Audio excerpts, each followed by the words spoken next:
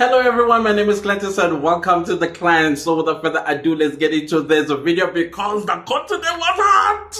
It was so hot. It was so hot.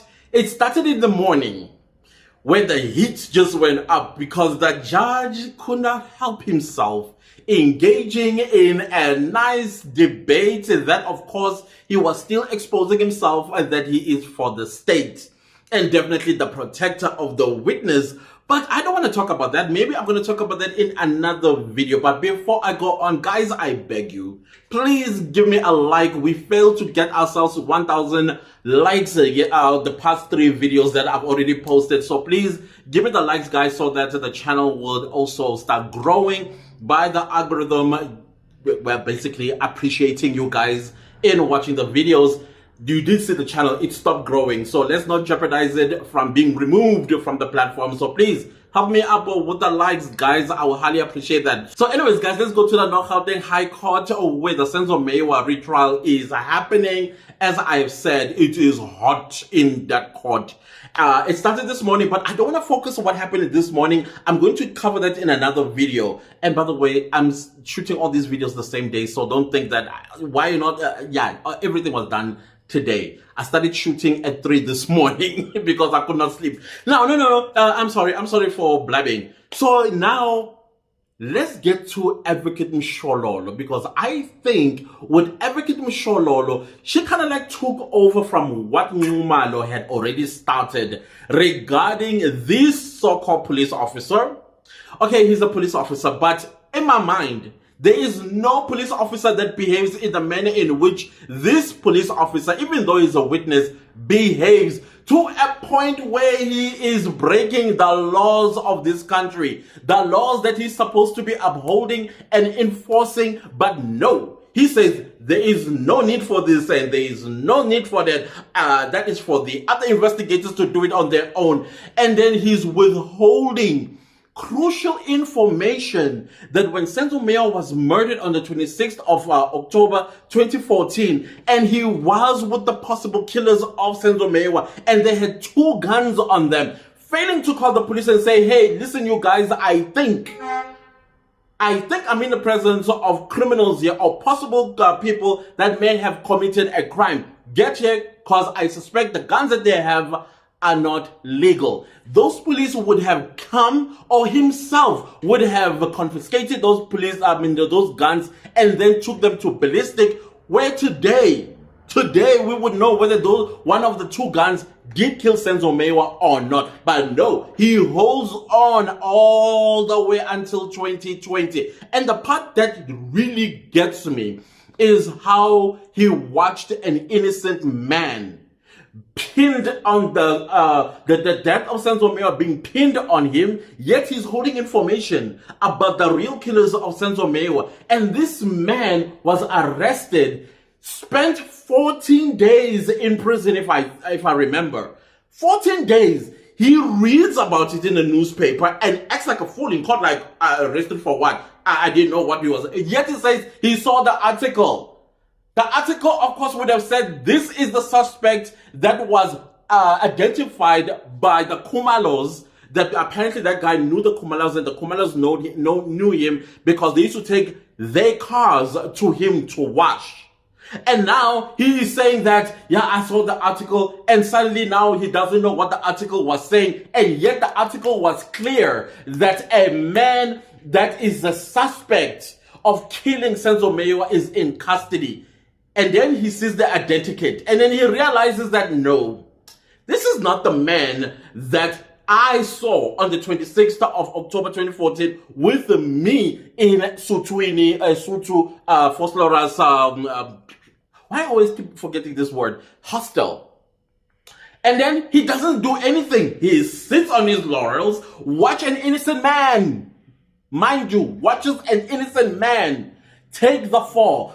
But there was not enough evidence that pointed that he is indeed the person that killed Senzo Meyiwa. And apparently this guy's life has been on hold for the past 10 years. And this witness knew about this, and he's quiet. Now, I was looking as he was busy talking. I was like, you know what? I know there was a piece of law that I quoted at the early days of this trial. And then I came across it because I was kind of like looking. And then I think what I was searching for was what law that does not allow police to withhold information that could be a criminal offense. And then every time I click on different, like I will put different keywords in searching for that piece of law, and all these keywords would lead me to one piece of law. And I remember I did speak about this law before. Let me put my second pair of eyes so that I can quote you guys this piece of law. It's called Prevention and Combating of Corrupt Activities Act 12 of 2004.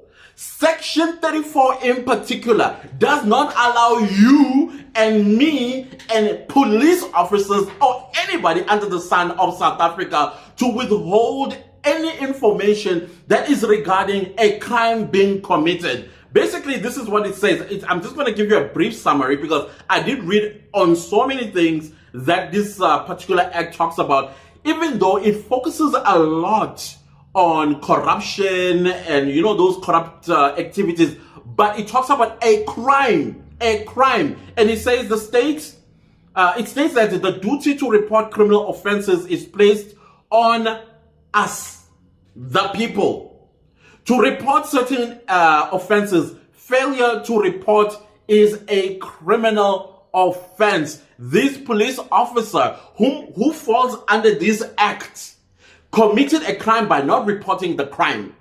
He's a criminal, allegedly, for not reporting this crime that was taking place in his presence on the 26th of October 2014, when he saw accused number 1, 2, 3, or whatever he said he saw, and then the two guns, and he did not report it. And he says, I did not report it because of what, sir?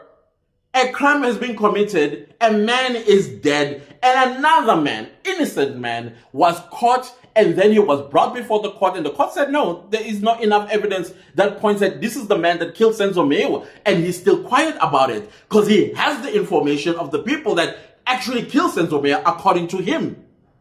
Why did he not go and say, no, that's an innocent man. I have the people that killed Senzo Meyiwa. I was with them. You know why he did not do that? Because he's lying through his teeth that these 5 men were the ones that killed Senzo Meyiwa. He knows it. So many other things as well that he did not say. Come on, comment down below, guys, because for me, this blew my mind. Comment down below. If somebody is threatening you with death, whether they show you a gun sign with their hands, or they actually take out a gun and point at you but not shoot at you, and you know this individual, you telling me it is not there's no point in going to report that to the police? And then he says, even if I did report, it was not going to change anything, yet he's still alive. And yet he is still a witness on this stand, lying through his teeth.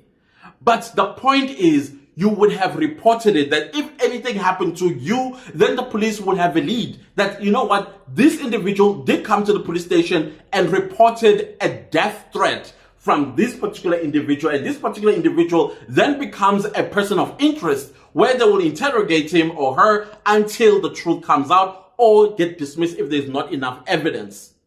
But no, this one is like, no, I didn't see the need of going to the police and reporting that my life was almost ended by the brothers of accused number 5. Come on, guys. What are we missing here? There are so many other things as well. I have my notes here. I have other things as well that I took note of. In my previous video, or 2 videos ago, I talked about the level of understanding of this police officer. And then I was very interested in knowing what his highest standard of education. And I know Advocate Mshololo was going to bring it up. And when he was asked, because that was the first question that Advocate Mshololo came up with, and he decided to plead the 35th. He remained silent. He said he doesn't want to talk about it. Now the question is, do we have a person that has any education background to begin with? Yes, you might say, but he understands English. Apparently, our former president Zuma has a grade 2, and yet he speaks several languages fluently. And English is one of the languages he has a great command of. And yet he has a grade 2, apparently. So, of course, this Zungu person might also have dropped out some time during his schooling career, and he taught himself how to speak and understand English. And then we know that the police department is guilty of hiring people that do not go to school. And when I said did not go to school, I'm talking having a matric certificate. We know that. So now, here we are with this particular individual, whom now I'm wondering, why should we believe him?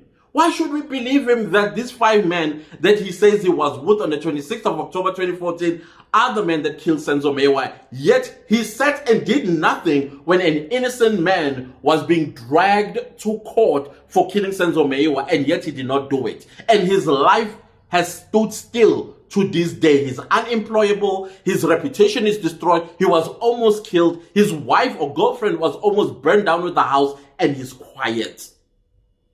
Some years later, almost 10 years, he comes and says, well, guys, I was with the killers of Senzo Meyiwa. Are you not guilty of contravention of the Prevention and Combating of Corrupt Activities Act 12 of 2004? So now, I'm very interested to hear, after Begitele, if he is following this case. If he's not following this case, can anybody who has the authority to get to Begitele and brief him about this crime that was committed by this witness, and then let the nation know what are the steps that the police are going to take, knowing fully well that their own member withheld crucial information regarding the death of Senzo Meyiwa for years? He might say, yes, that's true. You can always report a crime any time of your life. It could be 10, 20, 30, 40, 50 years later. You can still report a crime. But this is a national case that we've been following for years, and we've been calling for justice for Senzo Meyiwa. And you're telling me this man is sitting on his ears? Morals? What is going on with this guy? He's a liar of note. You know, I was looking at some few other readings that I did about pathological liars. Apparently, pathological liars are so convincing. You would actually get confused, like, is he telling the truth or not? The moment you ask yourself that question and you are before somebody that you suspect is lying, that person is a pathological liar. It's a psychological condition. They don't know the truth from lies. To them, it's the same thing. And this is exactly what this Zungu person is. He's a pathological liar. That is why he would want to correct his statements. That is why he would want to add things that were not in his statement, omit other things and say other things like the jacket. He says he did not tell Gininda, he did not tell the general about the exchange of clothing because he did not see the need. So when did you saw the need of coming in your evidence in chief and telling the court that accused number, I think 2 or something, we had a change of clothes? Why are you then wasting the court's time by coming with that useless information, and yet you do not tell this to the investigating officer? The investigating officer, which is another thing that blew my mind, dismissed him and his version of the truth regarding the 5 people that are on the dock right now. Meaning that there's no case against the 5 people. If the investigating officer said to him, I dismiss your evidence, it's untrue, there we go. That's the end as far as I'm concerned. I am still holding on the fact that an innocent man was caught and accused of killing Senzo Meyiwa, and this witness did nothing. An innocent man probably today will still be sitting in jail, convicted of a crime he did not commit, and this man would not have said a word. He would still be quiet knowing fully well that an innocent man is rotting in jail for something he did not do. So now, why should we believe him about these 5? Why? You know, the other things that you were saying, I understood Advocate Mshololo's question in the end. Are you even a real policeman? And then it's like, I got 5 people. No, you don't have 5 people. You did not report these 5 people on the 26th of October 2014. That is what we are talking about, not years later. Not years later when now we have bullets or bullet heads that were planted. Now that we have a ballistic that was stood down because we need to get now an independent ballistic expert. We wouldn't have been in a situation where this case would have taken this long to be resolved. We would not be. So you cannot pat yourself on the shoulder and say, I have 5 people in the dock and you are representing one of them. He is so sarcastic and he thinks he's very smart. Yes, pathological liars, they have a tendency of having a high IQ. Yes, apparently they have a high IQ. In order for you to be able to convince people of lies, you need to be smart up here. So I'll give it to him about that. But now we already know because he already mixed masala his own testimony. He was remembering things. He would not remember other things. He did not know who the owner of the Uno that they drove to Tops to buy alcohol. And yet in his evidence in chief, he said the car belonged to accused number 3 and it was driven by accused number 5. But he could not remember all of that. The only person that he remembered was Ugadla. That is accused number 3. And now that he's being shown suddenly, oh yeah, I remember. And then he would not remember other things. Crucial information, he does not remember. The frivolous information, he remembers. Like colors of the vest that accused number 5 was wearing and the hat that he was wearing. But he could not tell whether the red Uno Polo, Polo Uno, Uno Polo, whatever it is in his head belonged to whom. This man is horrendous. So at the end, I loved, before I get to the end, I also loved how when Advocate Mshololo was questioning this witness, and then he would not have, he could not answer properly. And then Advocate Mshololo was like, no, I understand your, what's the word she used? What's the word she used? I know she used the word.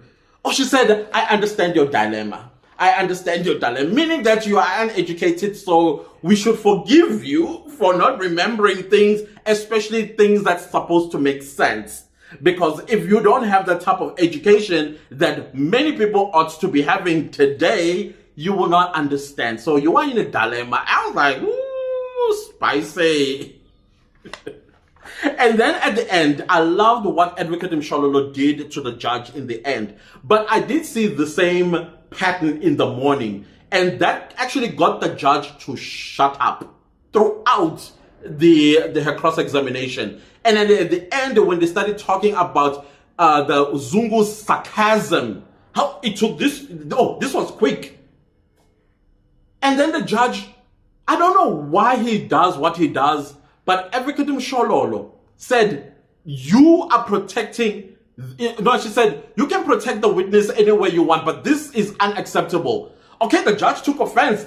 She did this in an open court, that this judge is a protector of this witness. End of story. And then the judge could not even defend himself, but he was angry. Angry because he was exposed in an open court that he is the defender of the witness. And I love that. I hope tomorrow when he comes, he will come straight. I'm sure he's going to say something about this accusation by Advocate Mshololo. He might even demand an apology. I hope Advocate Mshololo is not going to give him that apology. She must stand her ground and tell him that no, judge, you have been testifying on behalf of the witness. You've been defending the witness. You have become the defendant's lawyer throughout this cross-examination since it started on the 7th of September 2023. Well, those are my thoughts regarding what happened in the second half of the trial. Yes, we are still going to talk about Ngumalo's cross-examination because I thought Advocate Ngumalo did an excellent job. The only thing that I have of Advocate Ngumalo, my criticism of him, is that he gets quickly intimidated by the judge. And then once he's intimidated, he loses his chain of thoughts, and he also loses confidence. And then it exudes out in on the television screen when we watch him, that he's no longer as confident as he was when he took the floor. I think he needs to work on that he must not be easily distracted by the judge, or even look at this judge with such great accolades or whatever the case is, because this judge is compromised. This judge is compromised. Yes, respect him as an elder, but as a judge, no thank you. I don't think I respect him at all, because he has demonstrated that he's a biased judge who is presiding over an unfair trial. I stand by that. Anyways, guys, if you like the video, give it a like. If you didn't like the video, give it a like. Anyways, do subscribe to my YouTube channel. And don't forget to click the bell notification so that you can notify every time I upload a new video. Thank you so much to everybody super thanking the channel. I highly appreciate you guys for supporting this channel financially. You guys, thank you so very much. Please do leave me a comment down below and let me know, what did you think about the heat in court today? It was it was flaming hot. It was flaming hot, I must say. And also share this video far and wide. Thank you all so much for watching. Until we see each other in my next video. Goodbye.